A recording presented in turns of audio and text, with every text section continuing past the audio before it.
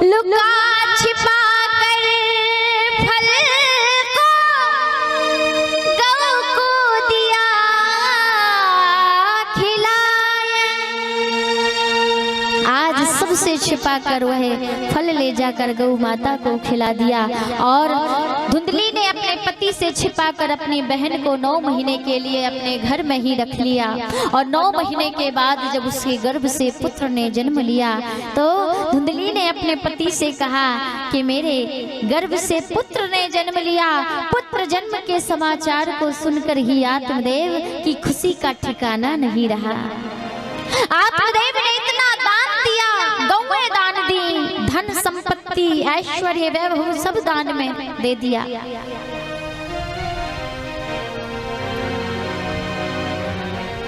और 3 माह के पश्चात जब आत्मदेव जी महाराज यहाँ गौ भी फल के प्रताप से गौ भी गर्भवती हो गई थी। और 3 महीने के बाद जब गौशाला में आत्मदेव जी महाराज गौ को चारा डालने के लिए गए तो वहाँ गौ ने भी बड़े सुंदर पुत्र को जन्म दिया, जिसका सारा शरीर मनुष्य के समान था और उसके कान गौ के समान थे।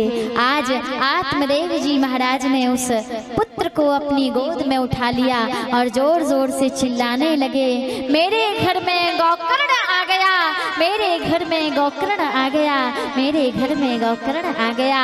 बोले श्री गौकर्ण जी महाराज की। सूत जी कहते हैं राजन,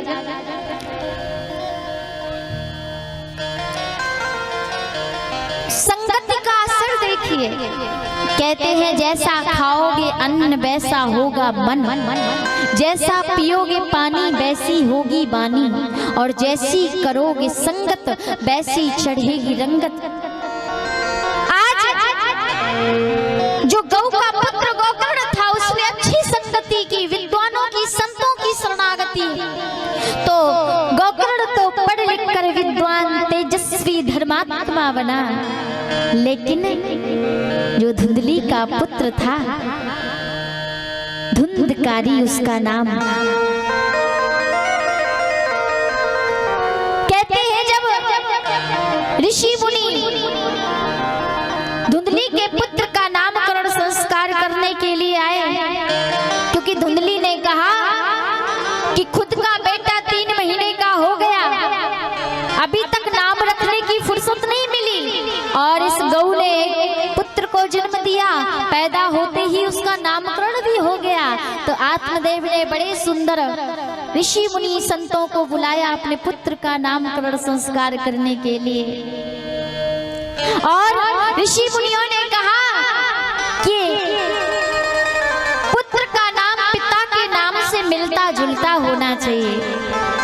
पिता का नाम आत्मदेव तो पुत्र का नाम ज्ञानदेव रखना चाहिए, क्योंकि बाढ़े पुत्र पिता के धर्मा, खेती उपजे अपने ही कर्मा, जाके पिता पात की होई, ताकि संतति सुख नहीं सोई। माँ बाप पिता के कर्म पुत्र को लगते हैं, अगर पिता कुछ भी गलत करेगा तो उसका अंश फल पुत्र को भोगना पड़ेगा। धुंधली ने जब कहा कि पिता के नाम से मिलता जुलता, धुंधली ने कहा रुको, 9 महीने गर्भ में माँ ने रखा या पिता ने? बोले रखा तो माँ ने है। फिर बोले पिता के नाम से मिलता जुलता क्यों?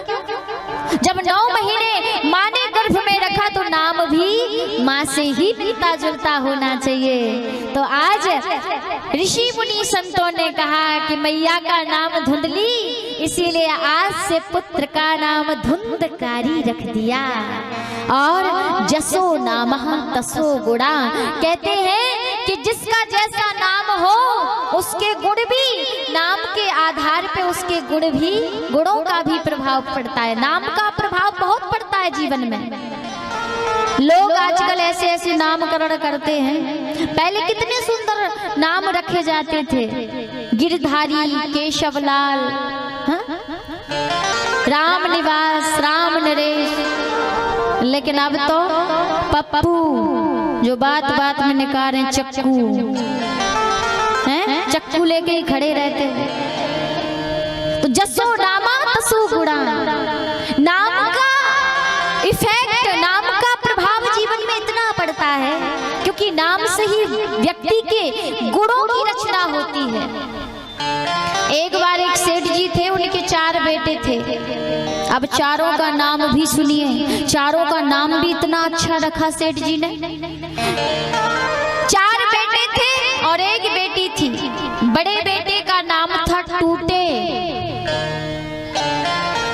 दूसरे नंबर के बेटे का नाम था फटे, तीसरे नंबर के बेटे का नाम था सड़े और चौथे नंबर के बेटे का नाम था सड़े, पंचर। और जो बेटी थी उसका नाम था बासी। अब एक दिन उनके गुरुजी उनके घर में पधारे। गुरुजी का स्वागत करने लगा। गुरुजी आए, गुरुजी जमीन पर बैठने लगा। अरे महाराज, आपकी कृपा से, दया दृष्टि से घर में पलंग है, चारपाई है, आप नीचे बैठोगे क्यों? अपने बड़े बेटे को आवाज लगाई, बेटा टूटे।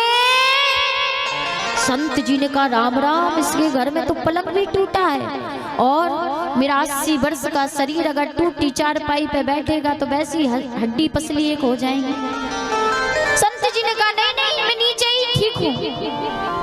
नीचे बैठने लगा। रे महाराज, आपके दिया हुआ, आपके आशीर्वाद से घर में चादर है, दरी है, आप नीचे क्यों बैठोगे? अपने दूसरे नंबर के बेटे को आवाज लगाई, बेटा फटे। संत जी ने कहा राम राम, इसके घर में तो चादर भी फटा। संत जी नीचे बैठ गए, हाथ जोड़कर आया महाराज भोजन प्रसादी हो जाए, बड़े दिनों के बाद आए हैं। संत जी ने कहा नहीं नहीं, मैं ऐसे ही ठीक हूँ। बोला अरे आपकी कृपा से घर में अन्न धन का भंडार है, आप भूखे जाओगे हमारे घर से? अपनी बिटिया को आवाज लगाई, बेटी बासी। संत जी ने कहा राम राम, इसके घर में तो भोजन भी बासा है और अगर बासी रोटी खाऊंगा तो मेरा डाइजेशन, मेरा स्वास्थ्य खराब हो जाएगा, बीमार होकर जाऊंगा। इसीलिए संत जी ने हाथ जोड़कर प्रार्थना की, महाराज मैं बिना भोजन के ही ठीक हूँ, महापूर्ण हूँ। अरे महाराज, तो आपके आशीर्वाद से घर में फल भी है, फलाहार तो हो जाए।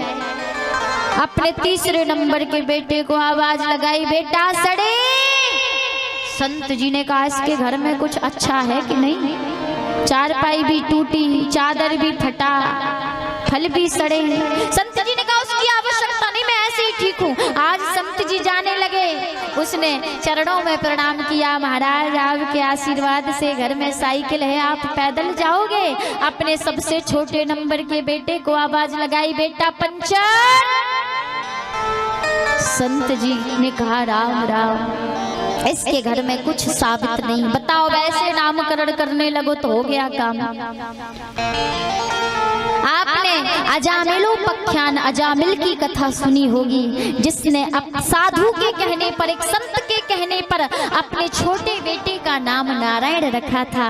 और जब अंत समय अजामिल का आया तो उसने अपने बेटे का नाम स्मरण किया। तो स्वयं भगवान विष्णु ने जब देखा कि इसने अंत समय में मेरा नाम स्मरण किया तो स्वयं अपने पार्षदों को अजामिल को लाने के लिए भेजा, क्योंकि न जाने तुलसी या संसार में सब सो मिलियो जाए, ना जाने किस रूप में नारायण मिल जाए। इसीलिए ऐसा नाम रखो, शायद हमारी माया अंत समय में हमारे बच्चों में फंसी हो और कहीं हम बच्चे का नाम अगर राम रख लिया, श्याम रख लिया, तो कहीं इसके ही बहाने, बच्चों के ही बहाने हम कहीं ना कहीं भगवान को तो याद करेंगे अंत समय में। और जो एक बार भगवान का नाम अंत समय में अपनी वाणी से स्मरण करता है